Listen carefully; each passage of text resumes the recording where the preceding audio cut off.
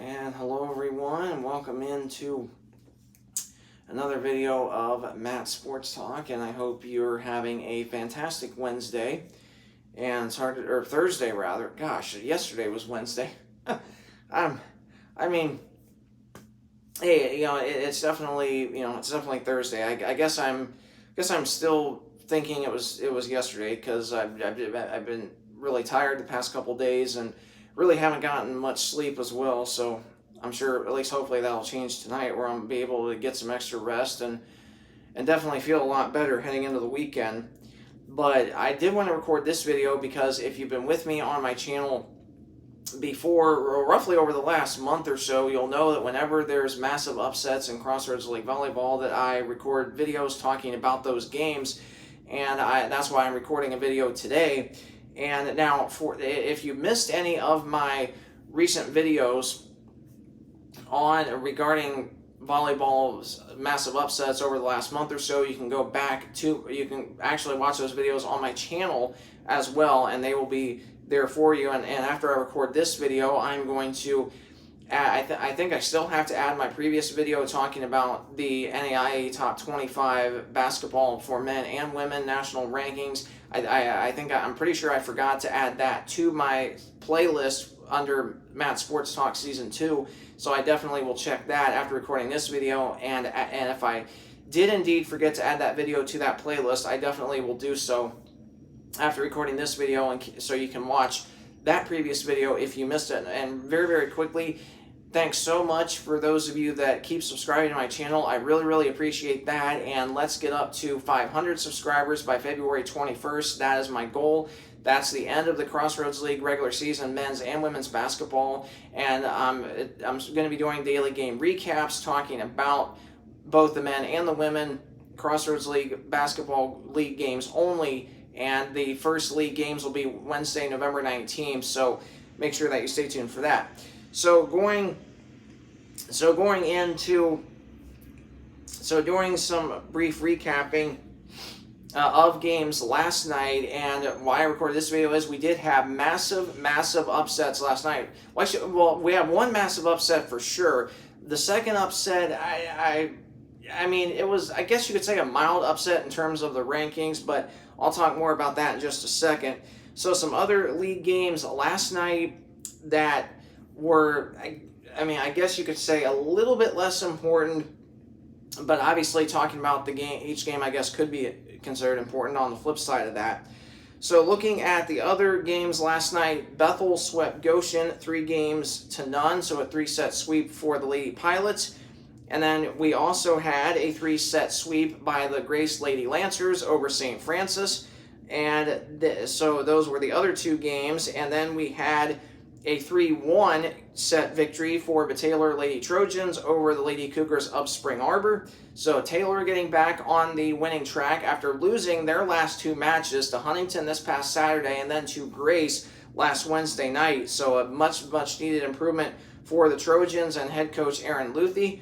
And a huge congratulations to Ellie Fry. 21 kills last night for Fry, and she is just an amazing player for the Lady Trojans, and she's so impressive to watch. And I hope that she'll be able to continue that momentum heading into the latter end of this regular season and into the league tournament.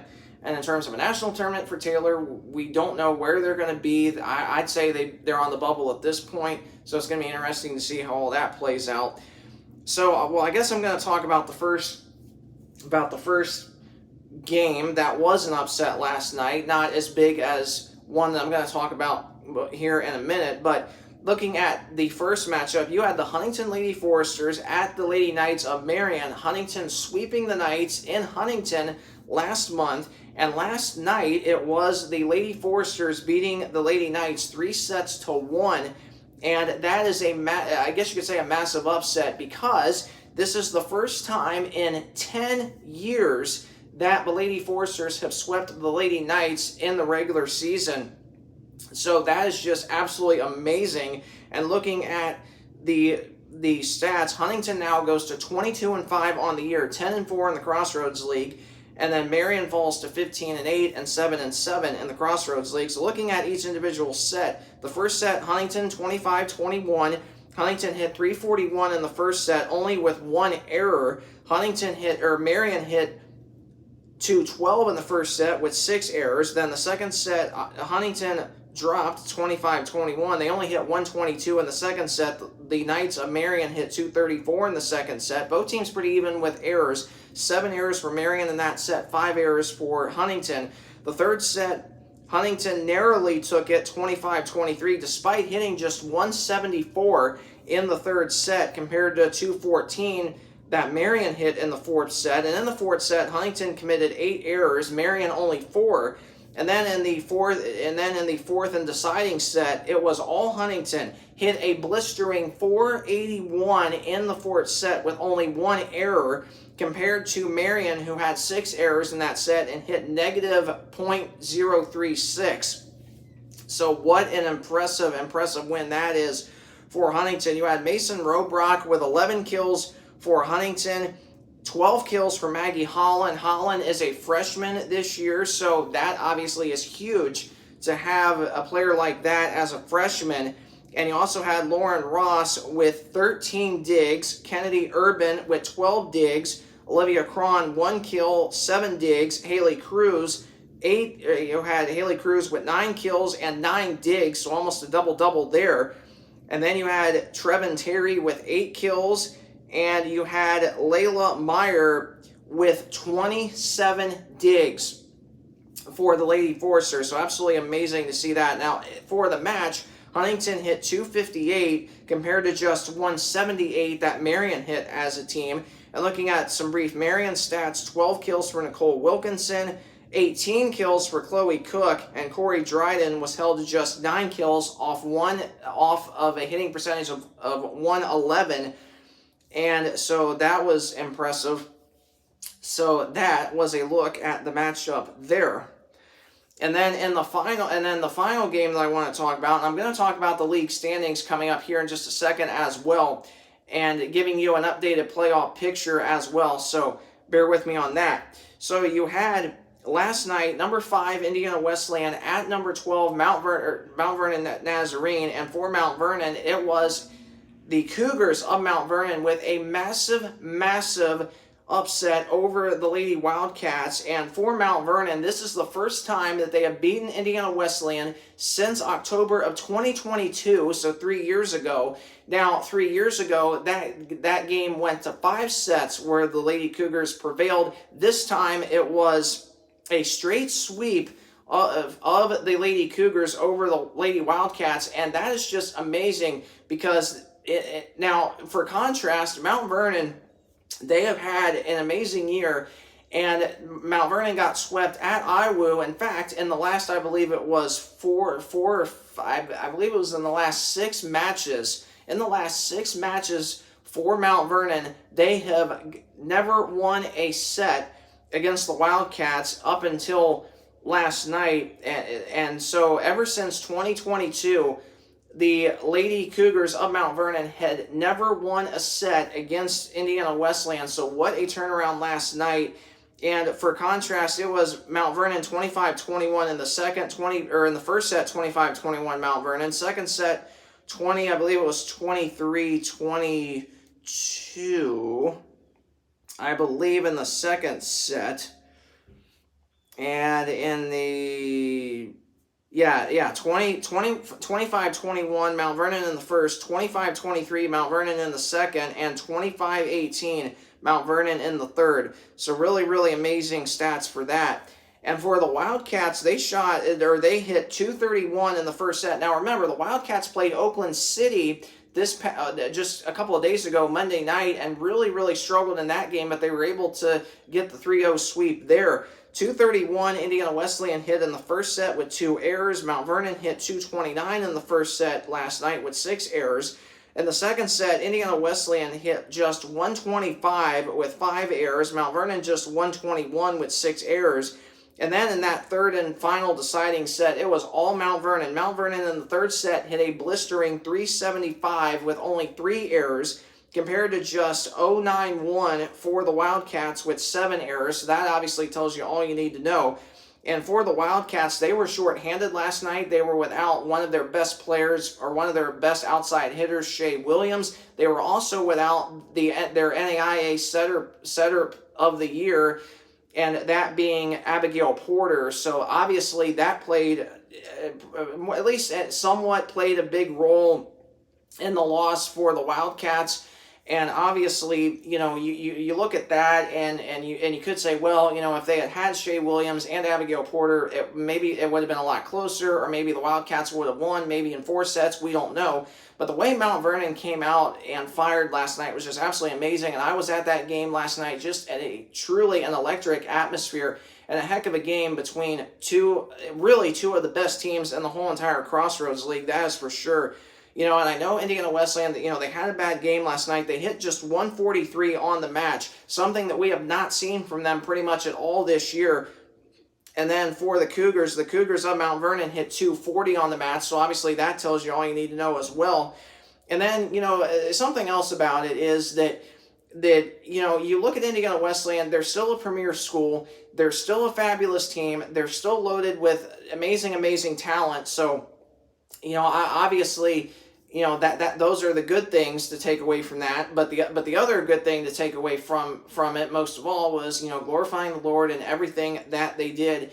And it was just not Indiana Wesleyan's night last night. And again, I'm not trying to be biased toward any team when I'm recording these videos, but I will say I'm a huge Indiana Wesleyan fan, and I think that, and I know I'm not the only one, but there were so many people last night that were just stunned by the amazing upset that Mount Vernon was able to pull off last night. And for the Cougars, they came off of a tough 5-set loss last Friday night against Marion, and in a game where Mount Vernon definitely should have won. And now I think for Mount Vernon, in that game last week against Marion, you look at Morgan Schlabach that got hurt in that game, who was one of Mount Vernon's best outside hitters.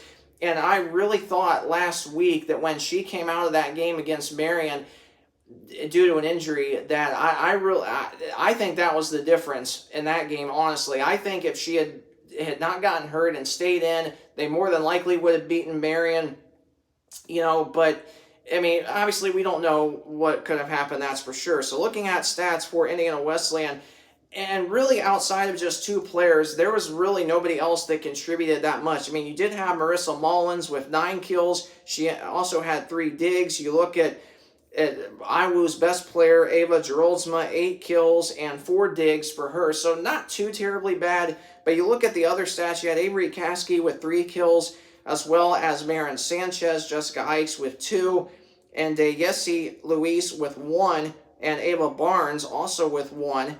And looking outside of those players, like nobody else for the Wildcats even came close in terms of kills. And obviously, when you come up against a really talented opponent like Mount Vernon, or really any team in the Crossroads League as far as that goes, you obviously need more than just 1 or 2 players to really contribute to your offense, and that just did not happen last night for the Wildcats. And then you look at MVNU's side, and Morgan Schlabach, what an impressive return that she had. 16 kills leading the way for the Cougars. Faith Maloney, the senior, with 12 kills, and for Schlabach, she's only a freshman. So, I mean, to be able to play at that level as a freshman and hit 382 just yourself and beat the top premier team in the NAIA and in the country is an amazing achievement. And then outside of that, you had Eliana Morgan with 4 kills and Libby Evanshine with 5. And Indiana Wesleyan's defense did a tremendous job against Evelyn Brown, who is Mount Vernon's really best freshman outside hitter, held her to only 1 kill on a negative .273 hitting percentage. So obviously that's got to be a huge win for the Wildcats. And then real quick, before we look at the updated standings with 4 games to go in the conference, I do want to mention that, for Indiana Wesleyan, their loss last night snapped a 55-game winning streak in the Crossroads League versus their opponents, and that includes postseason league tournament play. 55 straight Crossroads League 55 straight Crossroads League wins for Indiana Wesleyan, including the postseason league tournament. That got snapped last night. Their last loss in a conference game came way back in 2022, so it's been 3 years since the Wildcats have lost a conference game. And also, for contrast, their first loss in Mount Vernon since 2022 when it went to 5 sets. And it was their first conference loss since Bethel swept them way back in September of 2021, 3-0. So Iwu's 3-0 loss last night, the first 3-0 sweep in 4 years versus a conference opponent. So that's obviously pretty crazy statistics as well to talk about. And not just that, but this was Indiana Wesleyan's first loss since August 30th when they lost to number 16 Viterbo in 5 sets. And prior to that, the only other time this year that they have been swept by any team, Crossroads League or otherwise, was against then number 2 Bellevue which was also the end of August when they got swept 3-0 in that game as well. And it was Indiana Wesleyan's first loss of the year with Ava Geroldsma on the court. So obviously some really, really crazy statistics to look at there. So looking at your updated standings, St. Francis falls to 0-14 in conference, 4-22 overall, 20 straight losses, officially eliminated from postseason play. Goshen, 7-20 overall, 2-12 in the conference. They have lost 1 game, and they are eliminated from conference play. And then you have Spring Arbor officially that is in now has locked. The top 8 have officially locked all playoff spots. Spring Arbor, the 8th seed right now, 19-8, 6-8 in the conference. And then you have a 3-way tie for 5th, 6th, and 7th between Marion, Bethel, and Grace, all at 7-7 in conference. 15-8 overall for Marion, 15-12 overall Bethel, 14-12 overall for Grace. Taylor now the 4th seed at 8-6 in conference, 17-9 overall. They're 10-2 at home compared to 4-4 on the road. So obviously home court advantage in Odell Arena is obviously big for the Lady Trojans. And then you still have a 2-way tie for the 2 and 3 seeds with Mount Vernon, Nazarene, and Huntington at 10-4 in the conference, 19-7 overall for Mount Vernon, 22-5 overall for Huntington. And for Mount Vernon and Huntington, Mount Vernon still ahead of Huntington via the head-to-head tiebreaker as they swept Huntington both times in the regular season. So obviously that tiebreaker is very, very huge. And then, of course, Indiana Wesleyan still the 1 seed at 13-1 in conference play, 20-4 overall. And for the Wildcats, they just need 1 more win to lock the number 1 seed in the Crossroads League tournament and have home court advantage for the 3rd straight year, and maybe even beyond that, in the Crossroads League tournament. And now, even if Indiana Wesleyan lost out and Mount Vernon and Huntington won out, it wouldn't matter for Mount Vernon because Indiana Wesleyan would get that tiebreaker via total set points scored. That would favor Mount Vernon. So Indiana Wesleyan, even if they lost out, if they lost out and Mount Vernon won out, Mount Vernon would actually jump ahead of them to get to 14. They get to 14 wins. If the Wildcats win 1 more conference game, then nobody else can catch them for the number 1 spot. So obviously for the Wildcats, they're still looking really good for that number 1 seed. And meanwhile for Huntington, they hold the tiebreaker over Taylor. They hold the tiebreaker over Marion. So for the Lady Foresters, in order to clinch no worse than the number 4 seed and to host at least 1 home tournament playoff game, Huntington will need only 1 more win and or 1 Marion loss, and the Lady Foresters would officially clinch no worse than that number 4 spot since they hold the head-to-head tiebreaker over Marion. And Huntington 2 games ahead of Taylor. And now Huntington does hold that tiebreaker over Taylor because of total sets won as well as total set points in both matches. So obviously that is really, really important. So for Huntington, they are looking really, really good to clinch at least the number 4 seed at the absolute worst. Now, for Huntington to clinch the number 2 seed, they're going to need Mount Vernon to lose 1 game, and Huntington would have to run the table because Mount Vernon holds that head-to-head tiebreaker over the Lady Foresters. So it's going to come down to the nitty-gritty to see which one of those 2 teams clinches that number 2 spot. And for the Wildcats of Indiana Wesleyan, 1 more win for them. They clinch the number 1 seed. So obviously it's going to come down to the wire for a lot of these lower down teams, particularly for 5th, 6th, 7th, and even 8th. So, obviously, you look at, teams like Grace, or you look at teams like, Spring Arbor, or a team like Bethel. You look at those 3 teams, those 3 teams more than likely probably are going to be your more than likely going to be your number 6, 7, and 8 seeds respectively. So again, it's going to be real interesting to figure out, to see how all this plays out and how it all comes down to the wire. It's going to be a lot of fun, I can tell you that. And of course, it was a lot of fun being at that game last night. Got the chance to talk to a couple IWU players. One was J.C. Folgers, the other Coach Moats, and also got a chance to talk to Ava Geroldsma. Really, really nice players. And Coach Moats is a great coach. And I look forward to hopefully coming to an IWU home game at least. I hadn't really planned on going to an IWU home game, but I can say now that definitely is one that's going to be in the works. Probably for the first round tournament game of the Crossroads League tournament, which will be coming up Saturday, November 8th. So an extra trip to Indiana. So, man, that's going to be awesome, and really, really looking forward to that and getting a chance to support the Lady Wildcats at home and hopefully being there and hopefully getting a big home win. That is for sure once the league tournament starts in 2 weeks. So if you did enjoy this video, please either like, comment, or subscribe if it was helpful to you. And again, please subscribe to my channel. Please keep sharing my channel with your friends, your family. I really, really appreciate any feedback that you give me. And again, I believe I'm at 95 subscribers right now. So I only need 405 more to hit that goal of 500. So please keep subscribing to my channel so you're first notified whenever I upload new episodes. And again, and thanks so much for tuning into this video today. And I hope you have a great rest of your week, a blessed weekend, and God bless you and your family.